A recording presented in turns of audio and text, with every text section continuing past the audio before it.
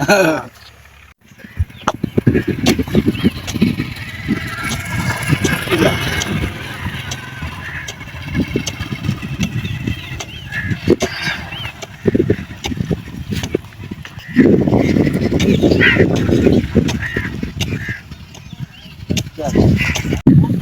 वालेकुम। साडा वीर शफकत बारी मैं सदके मैं वारी वड्डियां दे भी कर मजूरी ते खा चोरी।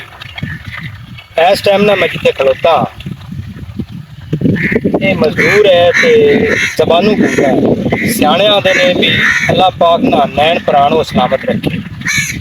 बोल नहीं सकता जबानू है गूंगा है ते आधी मेहनत मजदूरी करके आ इन्नी धुप दे विच किन्ना चिटका लगा खड़ा ते आ चौकी दिंदा पिया। गल तो मुड़ो कर नहीं सकता दस नहीं सकता। जेड़े को हालात बने पे वो जिन्ने जी होवन वो सारे मेहनत नूं लगे हुए ने। आदि मेहनत करके शाम नूं बच्चों की रोजी रोटी वो इकट्ठी होती है। आए अं करदा पिया धुप नहीं लगती लगती धुप लगती है। हाँ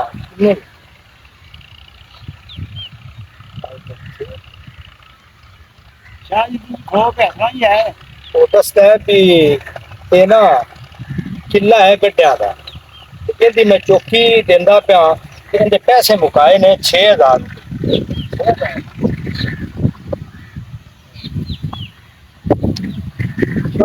हाँ ये गुंगिया दे स्कूल दे विच ना पढ़िया होया भी है। हाँ लिख के दसे सोए 6 लिख के ते कितरा सिखरियां पाइयां।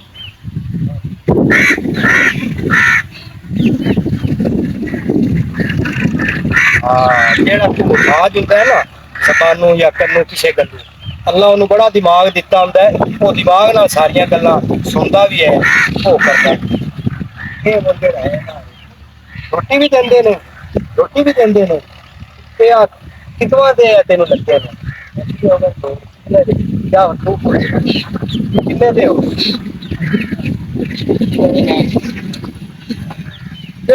ओ आ गई होगी। हाँ पानी भी रोटी भी सारा कुछ देते हैं। ये आदि मजदूरी मेहनत करके तो बेचारा गर्मी दे विच